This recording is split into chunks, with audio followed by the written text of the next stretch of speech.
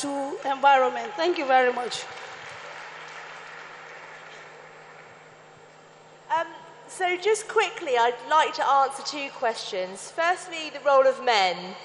That's a really interesting point. I was really disappointed to see most of the men leave the room today, because actually I think they would have loved to have heard all this information. I think actually it would have given them some real insight into how women think and feel and what women want. And actually, if they know that, they can help us do it. They can be part of that process. So I think really what I'm saying is men need to be integrated into the empowerment process. They need to understand why it's important to have women sit by them at the top table to make those decisions within the family, within business, within politics. Because actually we need to be working in partnership with men. And so I know we hear about the glass ceiling, and my sister there talked about it earlier. Yes, maybe there is one, and I think we're all familiar with it. And women do have to work hard to prove that they're competent, they're capable, and ready to be able to take these senior positions within the family, within the business, within politics.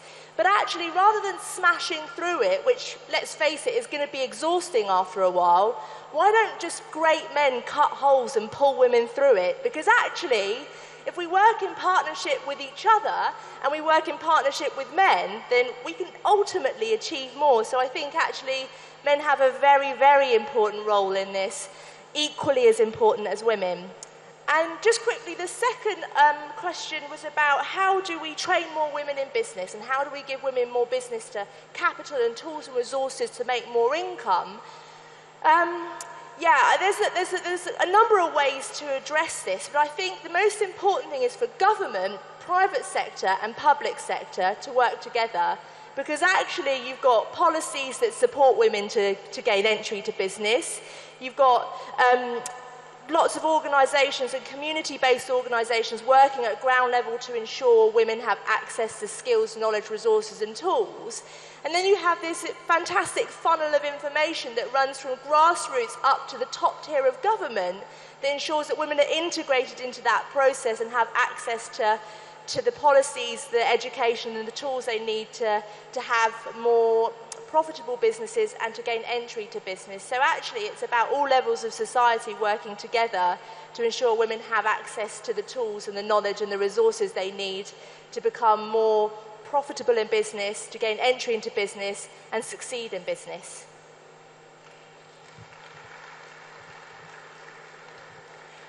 Okay, I'm told we have time for 2 more questions. So is there another question? Is there another question? Okay, the 2 questions are right here, the gentleman in the green and the lady in the orange. Those will be our 2 final questions.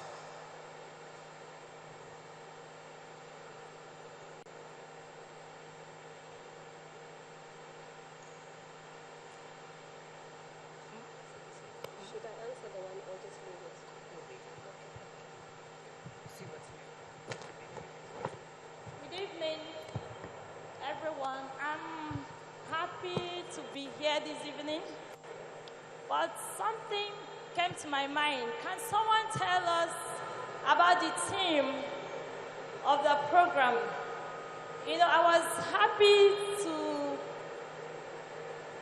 know that women are called for such a forum: energy, environment, and investment. But no one has talked about energy. I know there is so much in the environment and the energy sector. Is there a way women can be part of that sector? How can we be part of that sector? How can the women invest, or how can we be empowered in that sector? Can someone tell us, please?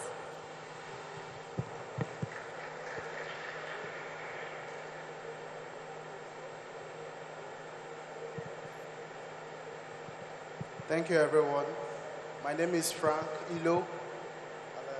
I'm glad to be in the midst of women and mothers also, and sisters.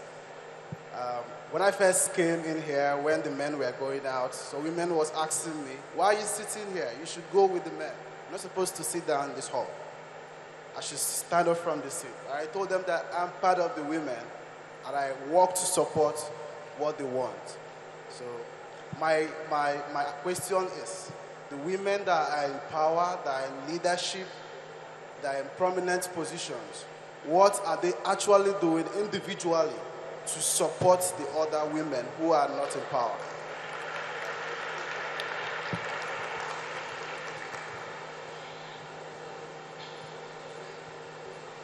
I'll give you two stories. One of the stories I'll give you is to answer the gentleman over here.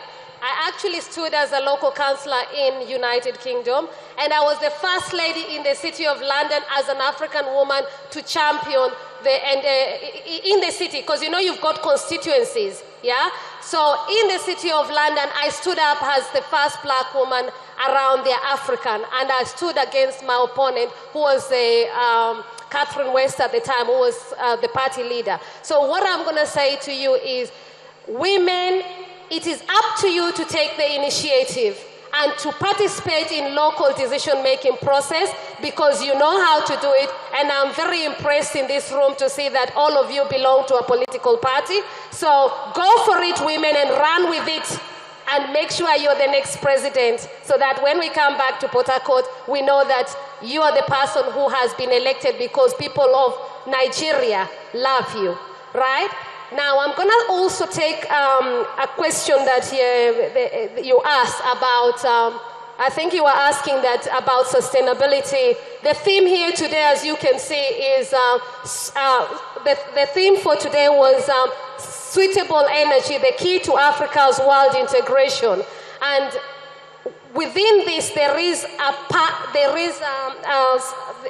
a women forum, which is to do with strengthening decision-making structure through increased empowerment and inclusion of women. So this platform here today was set for that pillar. But if you wanted to know more about investing, I believe that there was another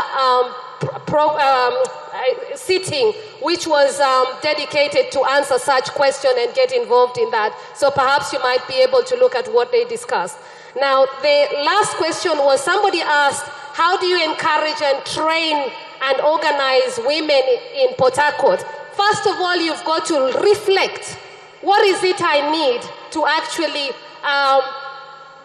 improve myself, so that you are able to improve the community and also to improve your life?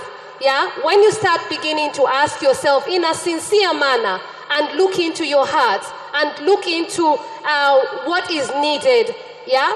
You will then see that I'm lacking basic education. Most women, unfortunately, I don't know about Nigeria here, but in certain parts of the world, in African nations, you find that most women don't even get a basic education.